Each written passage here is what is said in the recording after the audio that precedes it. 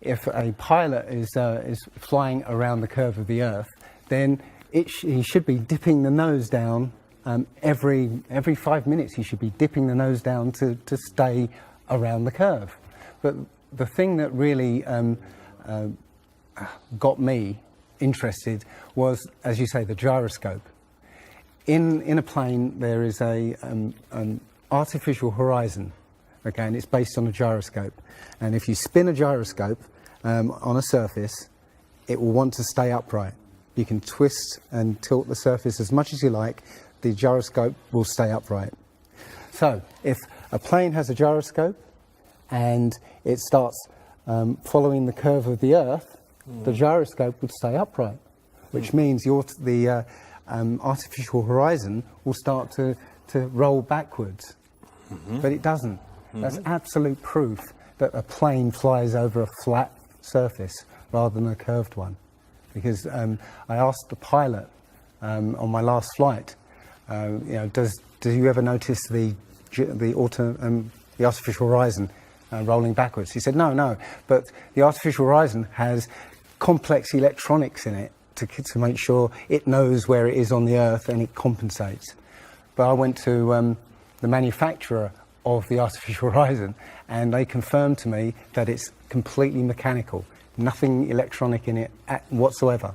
So it's literally just a gyroscope that can freely move. So that right there is proof to me that you know, planes fly over a plane. None of it makes sense. The problem is that we're taught as children, you know, this ball earth lie.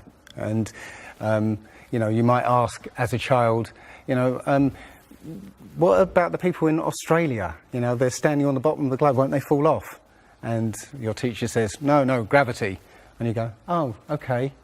And you never go back to that question. But when you go back to it as an adult and start looking at it with a critical eye, right, the whole thing falls apart. As you say, the globe is spinning at 1,000 miles an hour. Neil deGrasse Tyson, who's a leading astronomer in America. I'm Neil deGrasse Tyson, bitch. Tells us that the Earth is not a perfect circle, it is actually an oblate spheroid, it's squashed and wider at the equator, yeah? So Earth, throughout its life, even when it formed, it was spinning, and it got a little wider at the equator than it does at the poles. So it's not actually a sphere, it's oblate, and officially it's an oblate spheroid. That's what we call it. But not only that, it's slightly wider below the equator than above the equator. A little chubbier. A little chubbier. Yeah. Chubby's a good way. It's like pear-shaped. So my question to him would be, why is there land at the equator? Because water will move more readily than rock. So if the Earth is spinning, the water will be collected at the equator.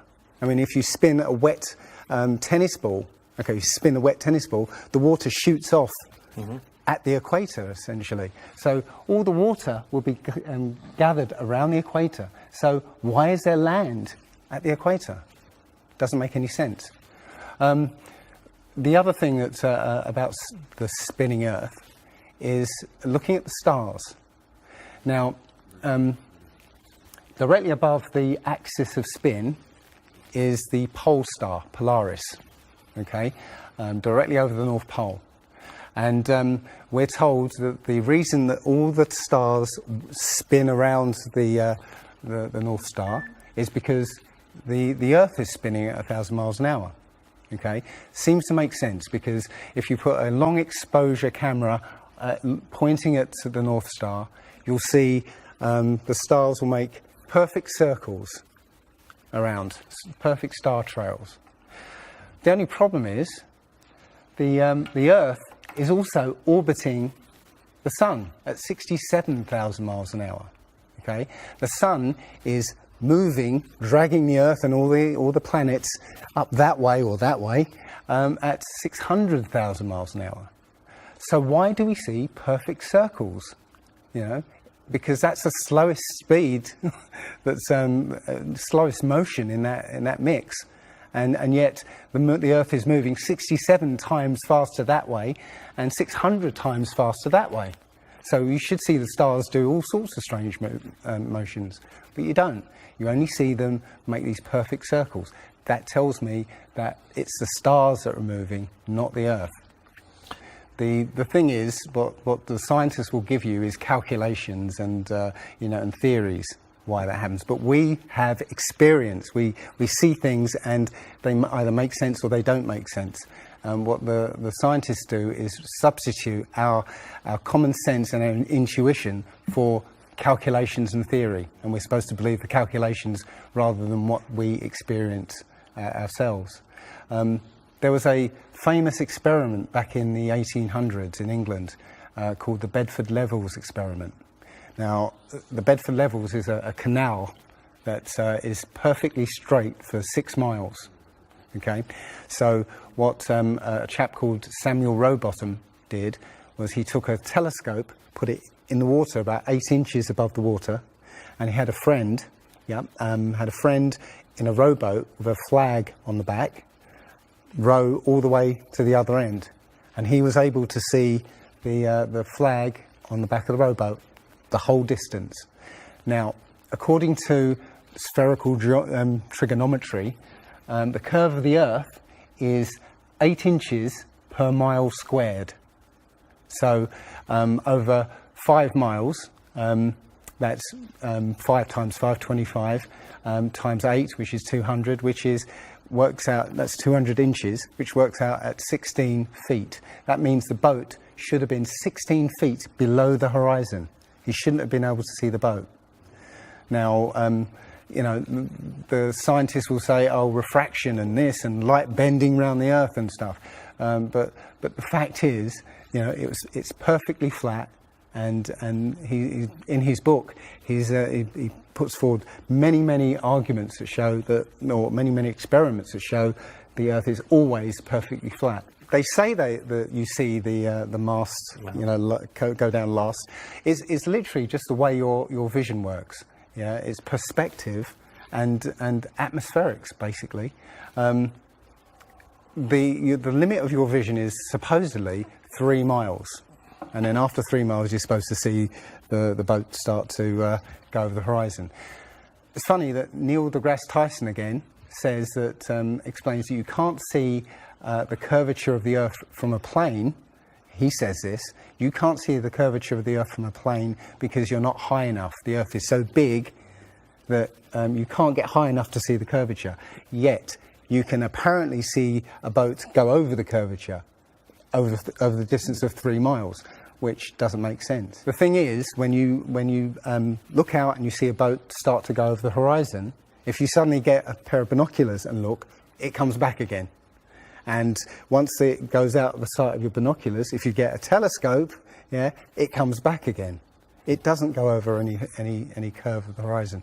What we found, many people have done experiments with very high-powered zoom cameras, and they've watched a boat sail out to sea, and they've just kept trained on this boat. And what they see is, after a very long distance, you see an atmospheric effect where the bottom of the boat disappears and and the top of the boat inverts, so you see a sort of mirror image. And that, with your eyesight, basically the bottom of the boat just melts into the horizon. One of the best examples of that is the Antwerp Notre Dame spire, which can be seen something like 240 kilometers away from the spire. So that should be over a mile below the horizon, and you can still see it. There's been a few famous examples just recently of a man who took a picture across the Great Lakes from Michigan and was able to see, I believe it's Chicago, which he shouldn't have been able to see. And the television station basically said it was a mirage. This is from Joshua Nowicki, and what you're seeing here is a mirage. We typically would not be able to see this from the Lake Michigan shore. We talked about this last night. Conditions are right on the lake that we're actually seeing a mirage of the Chicago skyline. But They always say it's a mirage, but for a mirage to happen, you have to have very specific atmospheric conditions. And there have been so many people who've seen exactly the same thing on different days, different seasons, always the same. You know, it's not a mirage. It's simply that you're looking across a plane. You see in a kind of pyramid shape. Yeah, you have a horizon at your eye level, and everything above the horizon will go down into the horizon. Yeah, everything below the horizon will seem to go up. Just like if you're in a long hallway, you'll see that the walls will start to move in, and the roof and the floor will start to move into the centre. Yeah, so literally between you and the object you're looking at, there's all sorts of things, sort of like waves going up and down, and while you can't see them, if they're beyond the limit of your sight, sometimes they can still obscure what you're looking at. But it's just because they're between you and it. And it's just the way, it's literally perspective. It's better if I could draw a diagram, but it's a very difficult subject to get your head around if you're not used to it. But it is perspective.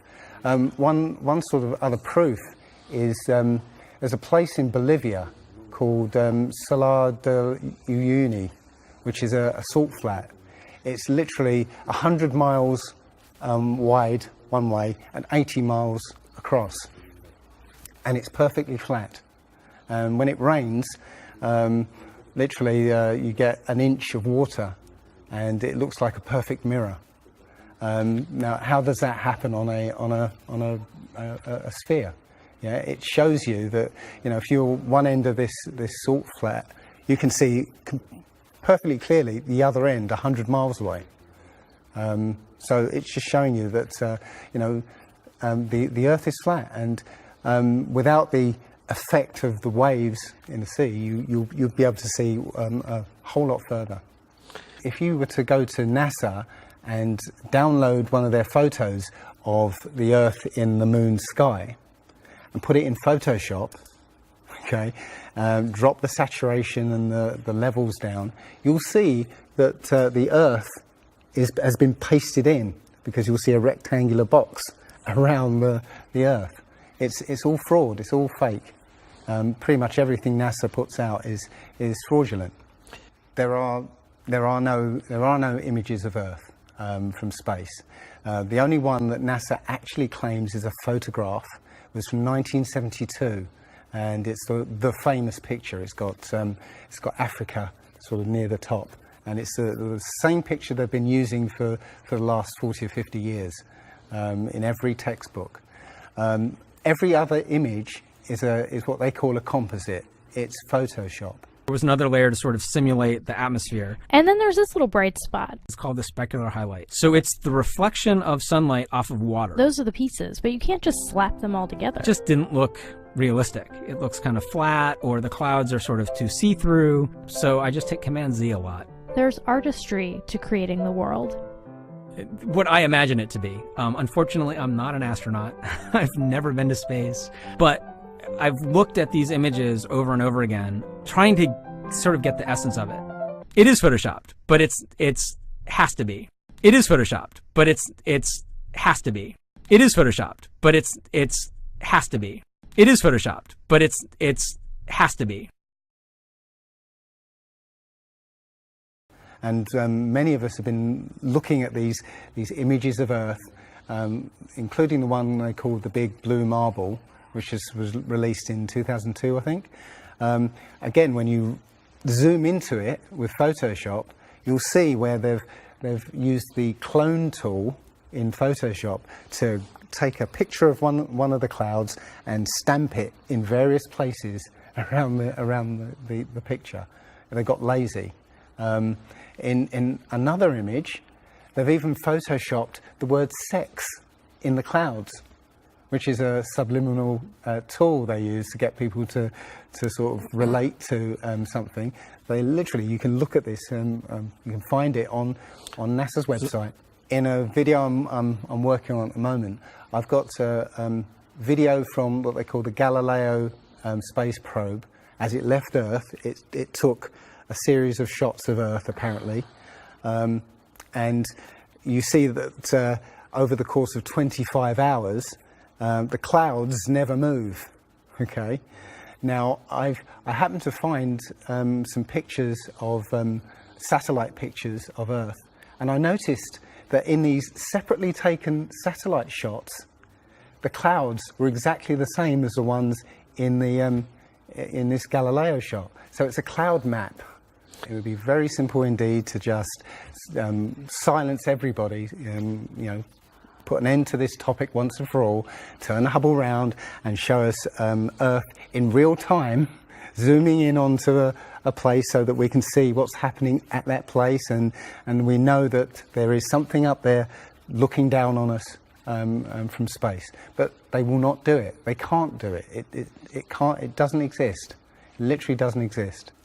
When you go onto the plane tracking software, you'll see hundreds and hundreds of flights over the northern hemisphere, and you can track those flights from beginning to end. When you look at any flight in the southern hemisphere, what you'll find is the flight takes off and disappears off the tracking, usually about an hour after takeoff, and then later on will reappear an hour before landing. Now, there's no explanation for it. I mean, the point is that distances are very different, and distances and flight plans are very different on the flat Earth than they are on the ball. And when you look at flights in the southern hemisphere, they make some really crazy, you know, sort of deviations.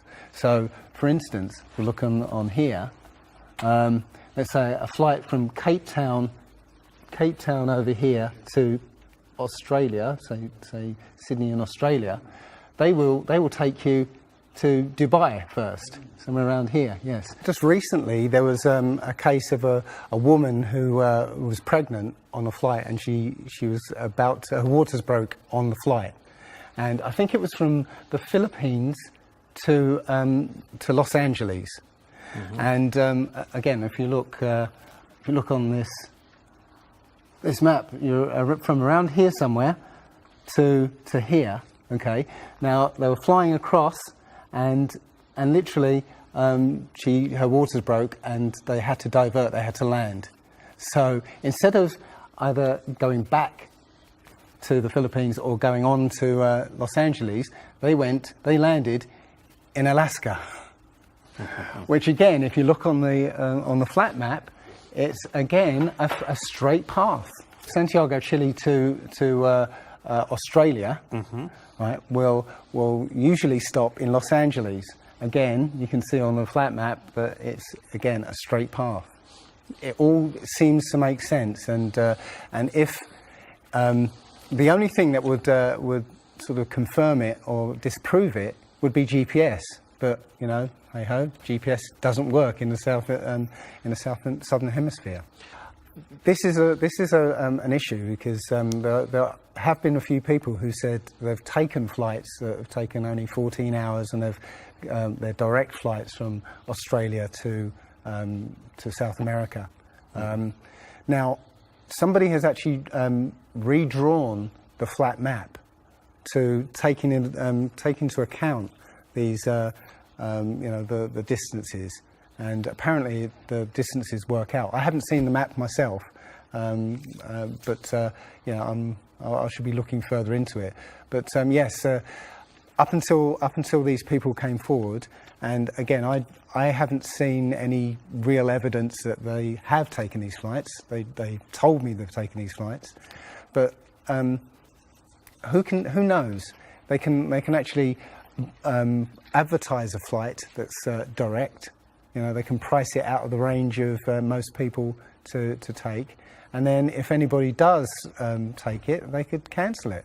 I don't think any flights actually fly directly over the North Pole at all. I think they skirt the North Pole, mm-hmm. but I don't think they fly directly over the actual pole. So mm-hmm. I don't know if it's to do with magnetics.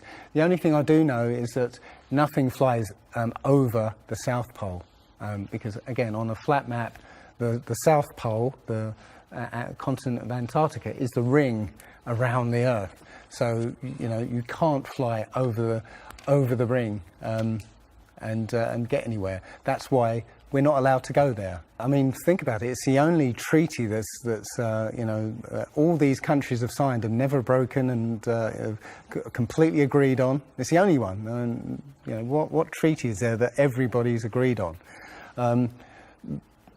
We're being kept away from it for a reason. They have some scientific bases there, and literally it's controlled by the military. If you try and go there by yourself, you will be sort of picked up and escorted back. There was a guy called Jarls Anderhoy who tried to take a mission to the Antarctica, and he was picked up and taken back by the military. It's a good reason, because they don't want you finding out what's beyond. Admiral Byrd he actually did four expeditions, and most of them were military expeditions with huge military groups. Thousands of people, planes, boats, the works. And yes, he confirmed in an interview that he discovered a continent as big as the continental United States out there, that was with warm water lakes and mountains and everything, that was completely uninhabited. And he described it as the other side of the South Pole to Middle America. So on the globe, that means it would be somewhere in the Indian Ocean. There's a huge continent that nobody knows about.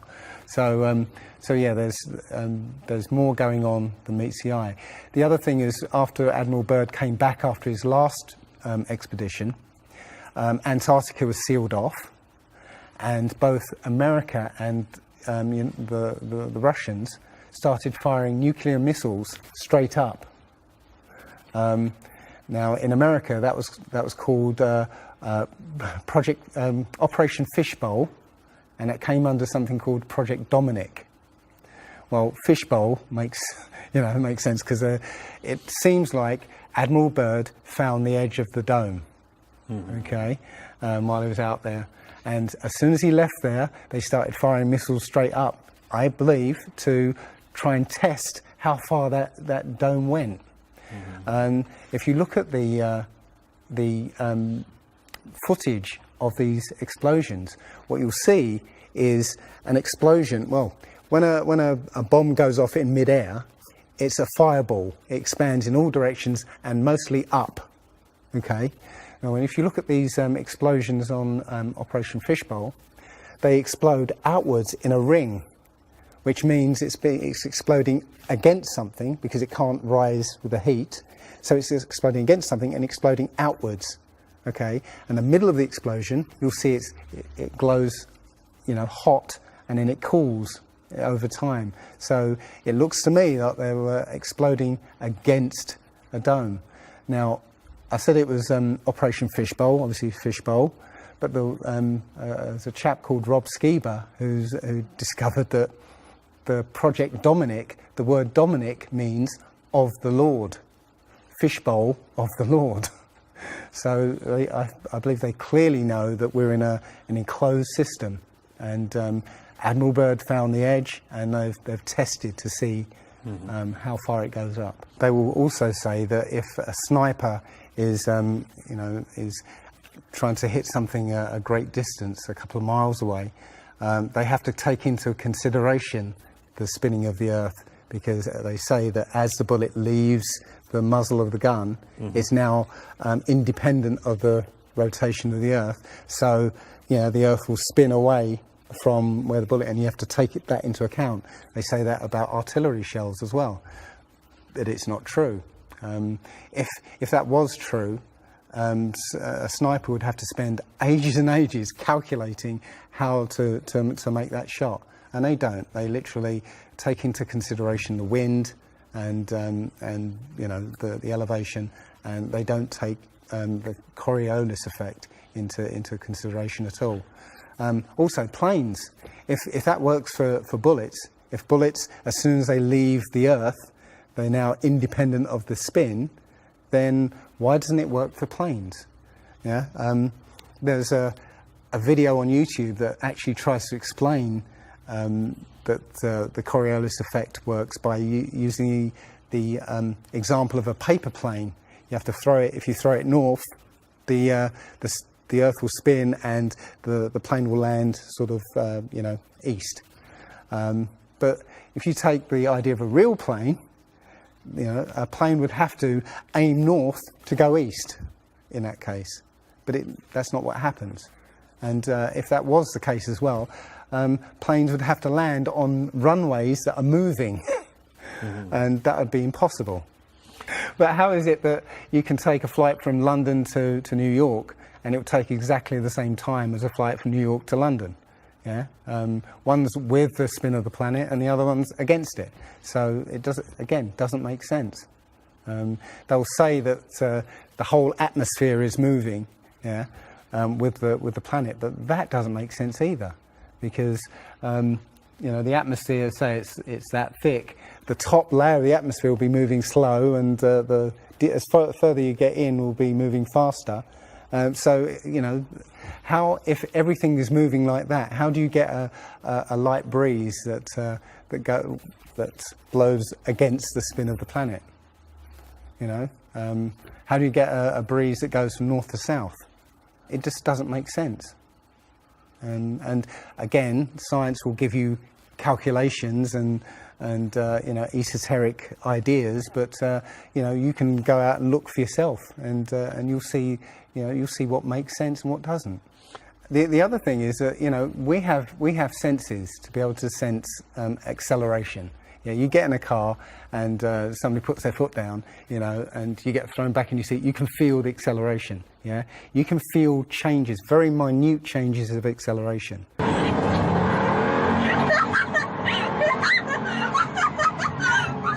Yeah. So how is it that if you live up here in Macedonia, yeah, which is spinning at maybe 700 miles an hour, yeah, because the speed it's spinning is slower than this speed. So if you took a flight down to Africa, yeah, on the equator, why don't you feel the change in acceleration? Yeah, so why don't you feel the change in acceleration? You have these senses that will register the slightest change.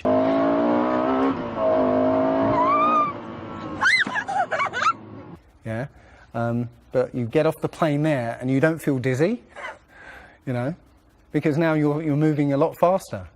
So no, it doesn't make sense.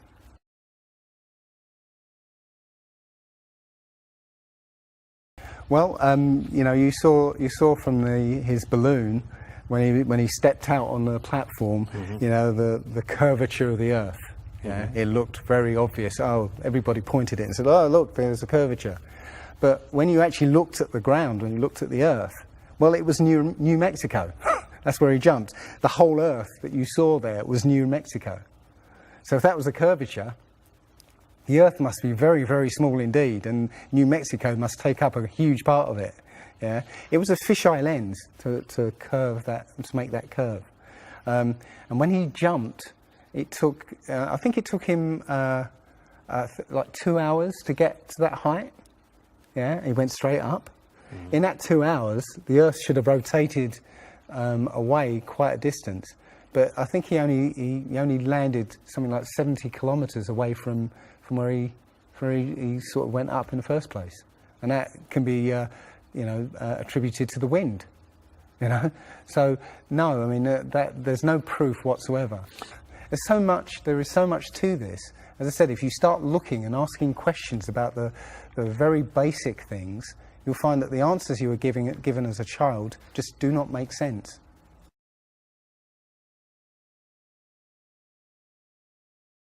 So the idea there is that it must be a globe, because the sun, if the sun's here, then it's got to be dark on the other side. Well, the thing about the sun is that we're told it's 93 million miles away. It's not. It's actually something around 3,000 miles away, and about 34 miles across. That might sound really crazy, but if you look at look out on a day that's got broken cloud, you'll see that the sun rays will come out at an angle. Most people have seen this. The rays come down at angles. If the sun was 93 million miles away, then all the light will be coming parallel. So if you imagine, there's no way to show 93 million miles, but something way, way over there, all the light that reaches this globe will be parallel. There's no way that light can come that far and spread out like that. Now, if you follow those light rays, you'll see exactly where the sun is. And as I said, it works out to be about 3,100 miles. Now, if that's the case, and the sun is circling over this flat plane, yeah, its light range is limited. So it's illuminating the part of the Earth it's like over at the moment. So, say over Europe, it might, or over South America there, it's over there. Well, Australia's going to be in the dark because the sun isn't going to throw enough light to illuminate Australia. Yeah. Now, most people say, well, I see the sun rise and set. How can that be if it's just going round in a circle? Well, that's perspective again. If you actually see video of the sun coming up and going down, many times you'll see that the sun starts off as it's coming up very, very tiny, and it gets bigger as it gets closer to midday and then gets smaller again. It's literally that effect of perspective, you know, with some things above you, like the ceiling in a hallway, yeah, as it goes further away, it will seem to sink down towards the horizon until it disappears beyond the limit of your sight. And that's all you're seeing. You're seeing literally the sun circling overhead, but seeming to set.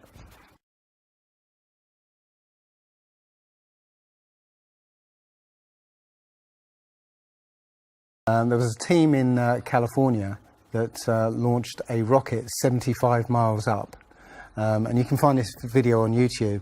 It's difficult to watch because the cameras, there were 7 cameras on this rocket, and it was spinning as it went up, so it's very, I say, difficult to watch. But this chap, Refi, studied this video meticulously, looking for some kind of mistake or some kind of evidence, and he realized that he could see the moon. So he went online to a website called timeanddate.com, where it will show you graphically where the moon and sun is at any time on any day. And he did a bit of detective work to find out exactly when the rocket was fired, and found that the moon should have been on the other side of the planet, over Australia. Now, the rocket was 75 miles up and it could see the moon, but anybody down on the ground wouldn't be able to see it. But the point is that if the moon was over Australia, on the other side of it would be on the other side of the planet, which is, okay, there. So down there on the other side of the planet, and the rocket went up here. So there's no way that rocket should have been able to see the moon on the other side of the planet.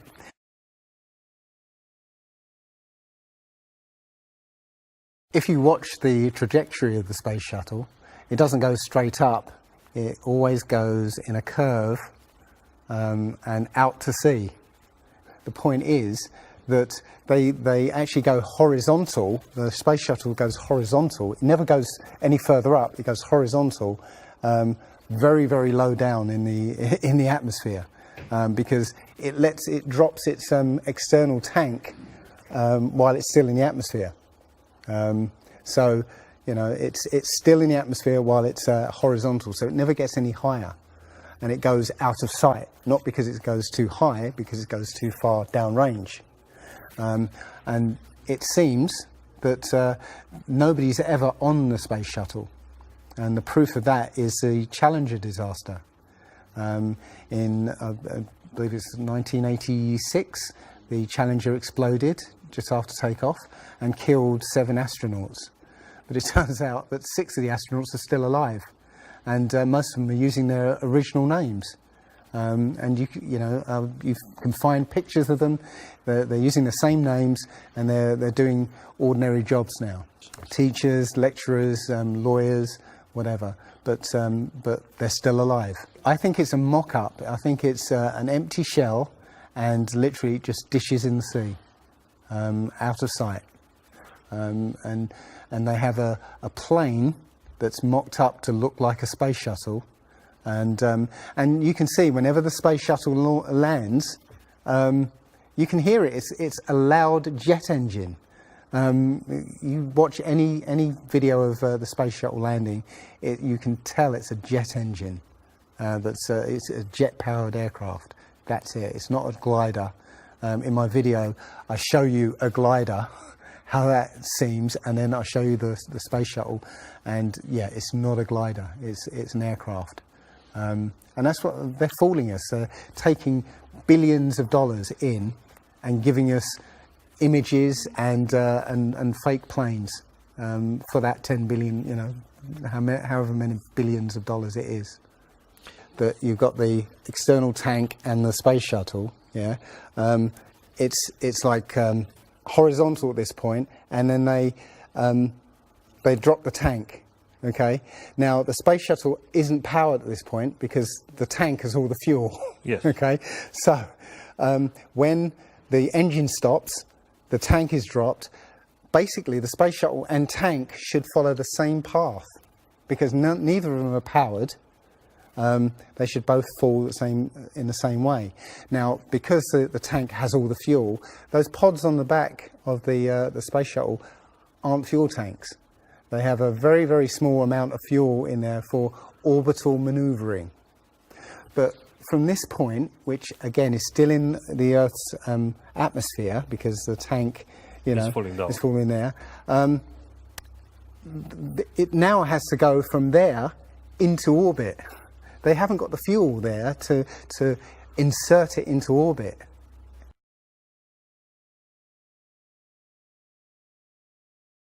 Disney and NASA have worked very closely together. Disney worked with NASA on the moon project. Yeah, they made it. They filmed it so that it would be entertaining for the masses. Yeah, and they're still working with NASA. I absolutely believe that Stanley Kubrick, you know, filmed the moon landing. He left a few clues just to say, so that, you know, like Michelangelo. Yeah, so that we eventually would know that this was his work. Yeah, I did this. It's a joke. It was meant to fool people in 1960s. So you got like clear footprints, but yet you don't have where an impression where the pads of the lunar lander were. Or a blast crater where the engines were blasting downwards, and also the camera followed the capsule straight up, right, and it followed it very precisely, right, and it stopped when it started to pitch over, right.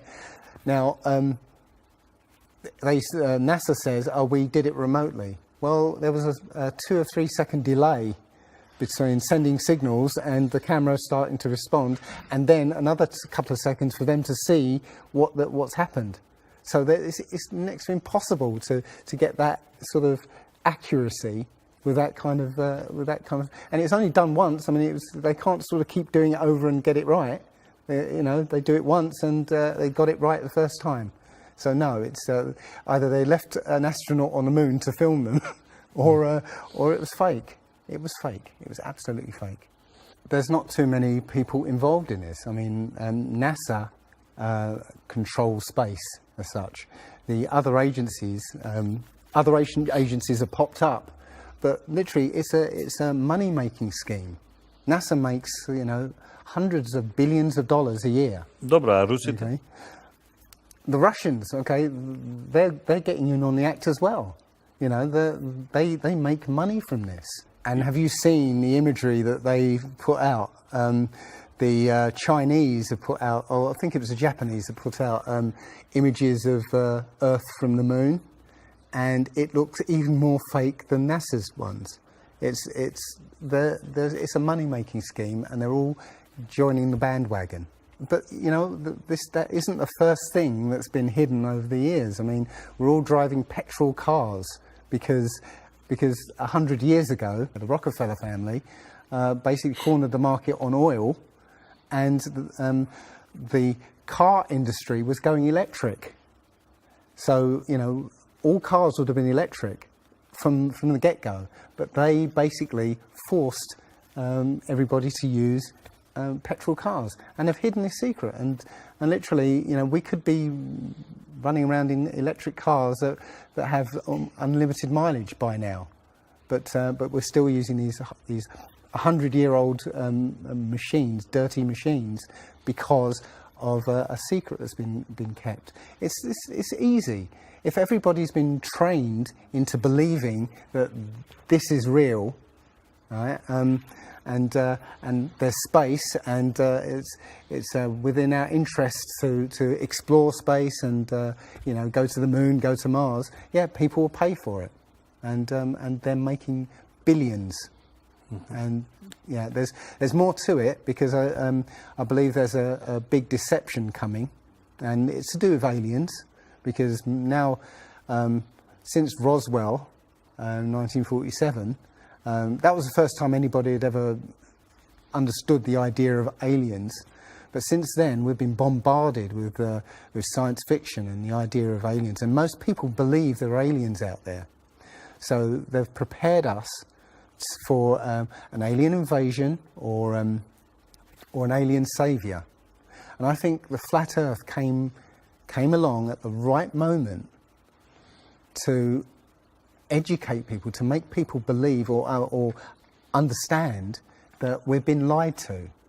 And if you know, as I know in my heart now, that is real and this isn't, I will not be fooled by aliens coming, because there are no aliens. There's no space.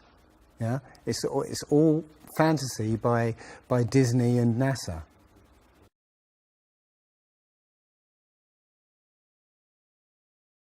Well, the Bible has a very, very clear view of what this place is, and it matches that place more than it matches this. Okay, and what it says is the great deep is under it, just water. It's just deep water, and above the firmament is water. And you know, it says in Genesis that he separated the water below from the water above, and made a space, and then made dry land appear out of the water. So what's under the flat Earth? Well, it's water, and it just goes on. Again, I don't know for sure, because I've not been under there. I don't know what's past the outside of, or the you know, the first few hundred miles of Antarctica. But everything I've seen over the last year and a half tells me that is true and this isn't. And I'm starting to believe and trust my intuition about this.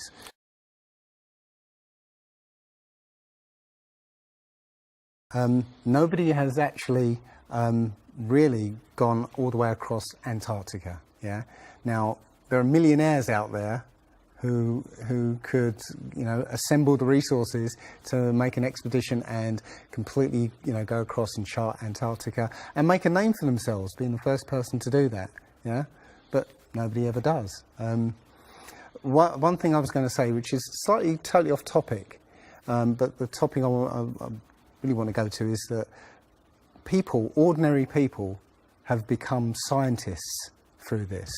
Okay, you know, the science community is ignoring a lot of the things that we're looking at, and so normal people are going out and doing experiments. And one of the experiments has turned up an amazing fact that we've not been told, and it destroys the whole idea of this heliocentric system. And that is the moon. If you get a piece of card, put it on the floor, and sort of you put another piece of card to act as a barrier for the moonlight. So you have the moon above, card on the floor, and a piece of card in front to shield half of the card. Yeah. Now a lot of people have these laser thermometers. Now you can actually measure the temperature of the moonlight next to the temperature of the shade of the moonlight, and you'll find the moonlight is colder than the shade, the opposite from the sun. So the moon is throwing out its own light, and that light is the opposite from the sun. Now, that tells you that it's not reflecting the sun's light. It's producing its own, and its light is different from the sun's. So, you know, the scientific community have not told us this, yeah, because they won't tell us this because it destroys this idea that the sun is, you know, is lighting up the moon.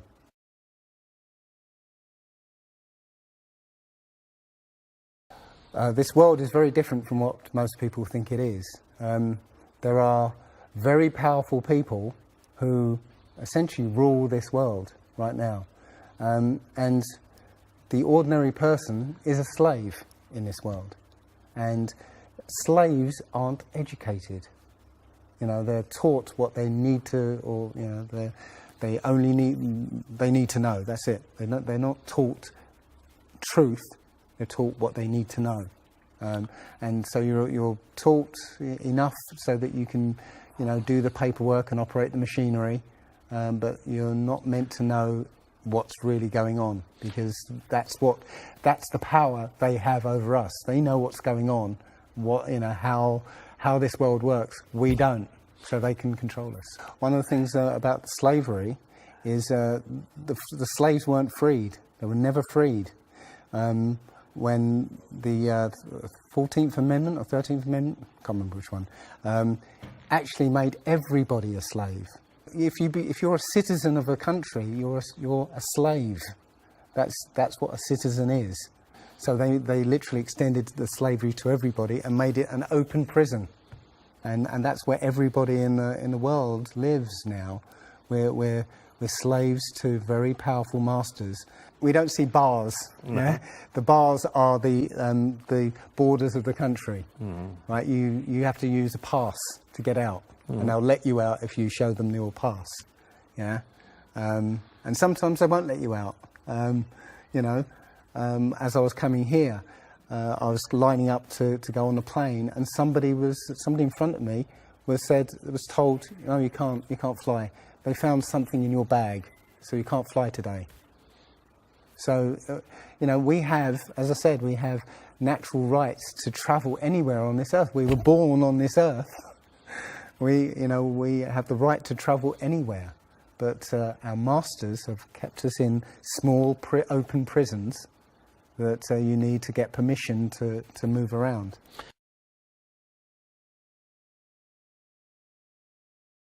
This idea that, you know, billions of years ago, nothing exploded and then everything came out of that nothingness, ridiculous.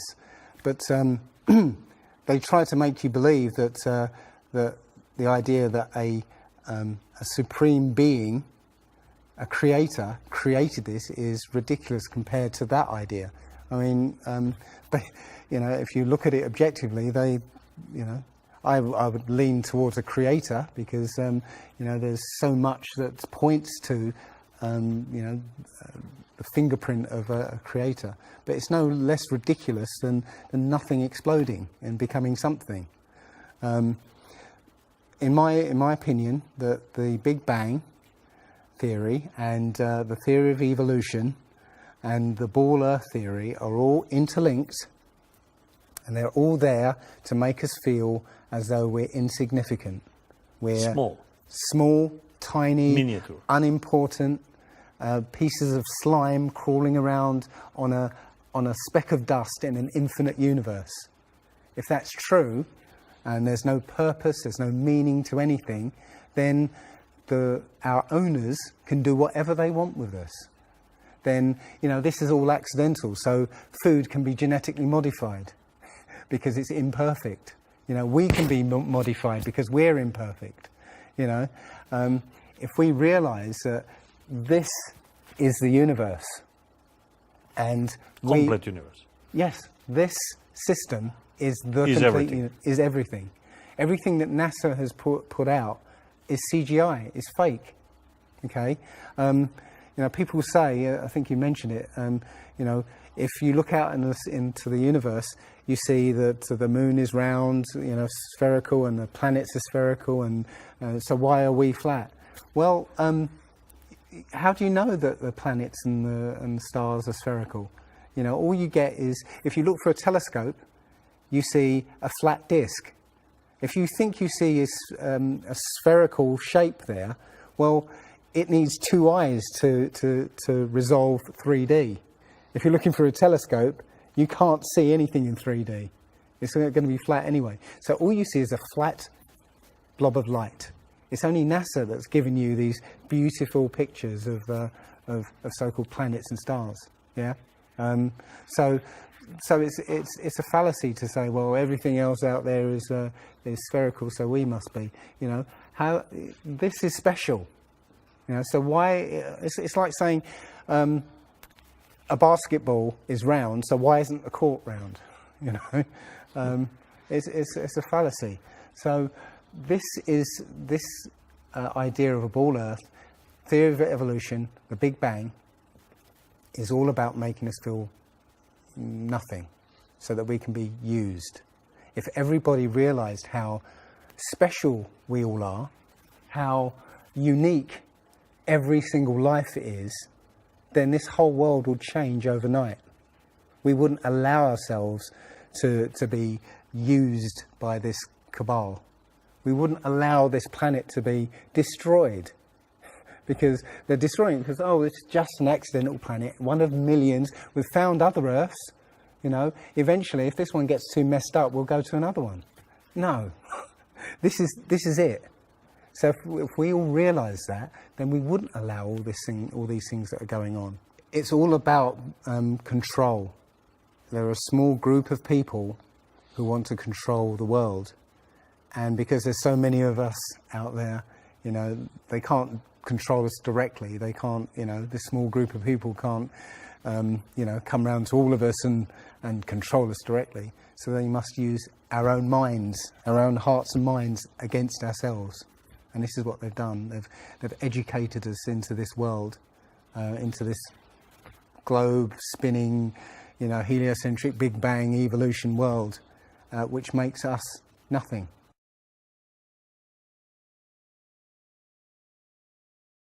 This is amazing, because when I first started looking, it was about a year and a half ago, I looked on YouTube and there were maybe about 100 videos, not even that probably, and nobody was talking about it, right? And then over 2015, it exploded.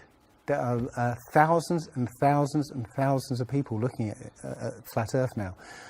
And what happens is that you'll watch something or read something, and something will strike a chord in your mind, and you'll think, yeah, I've always wondered that. And what will happen is you will start feverishly researching. I mean, what happened to me was, as soon as I got that, I spent every waking hour looking for things and testing things, and this seems to be replicated with thousands of people around the world who suddenly come into this. They start, you know, researching and getting a passion for this, because this is what I think, it's the truth, and we recognise the truth when we hear it, and you know, we feel it, and this I believe has come at the exact right time, so that we awaken to what's going on in the world. Nothing else, you know, 9/11 even hasn't awoken people, right, to this extent. You know, for me, I've been an atheist for 40 years. From the age of 13, you know, I didn't want anything to do with God and Bibles and whatever and religions. And now I know for a fact there is a creator. I've seen his fingerprint, you know, not just with the Flat Earth. Everything I've done in the last 5 or 10 years has led me to see that there is a creator now. and there's a great many people out there who have had exactly the same revelation as I have, and it is. I'm now following the commandments and trying to be the best human being that I can be, because I think it was a guy called Kent Hovind who said there are only two possibilities: either there is a God or there isn't, and both of them are terrifying. Yeah. If there isn't a God, then nobody's in control. We're hurtling through space, and there's no plan, and there's no nothing, and you know, that's terrifying. If there is a God, then we'd better find out who he is and what he wants and do exactly what he says. And it turns out that he gave us very specific instructions on how to live. And they're not rules as in, you know, laws that you must follow because you know, or put you in prison if you don't. No, these are rules to live by, to make a harmonious world. You know, don't harm anyone, don't kill anybody, don't steal from people, you know, don't covet people's items, you know. Don't lie. Don't lie. I mean, these things are written in our hearts anyway, yeah? But we're in a society that that legalizes all of the 10 Commandments. You know, the policemen and soldiers can kill. They're allowed to kill. Yeah, you know. Politicians can lie. They can lie. They're lying all the time. They're lying all the time. Police have been told that they are allowed to lie to try and get to catch somebody. Yeah, they're allowed to lie. Everything in the 10 Commandments is legalized in this society. That tells you who runs this society. Yeah. So yeah, this is a profound movement. I don't like using the word movement, but it's a profound shift in consciousness for people, because unlike any other topic that's come out in the last few years, this one has made people realise that they've been lied to.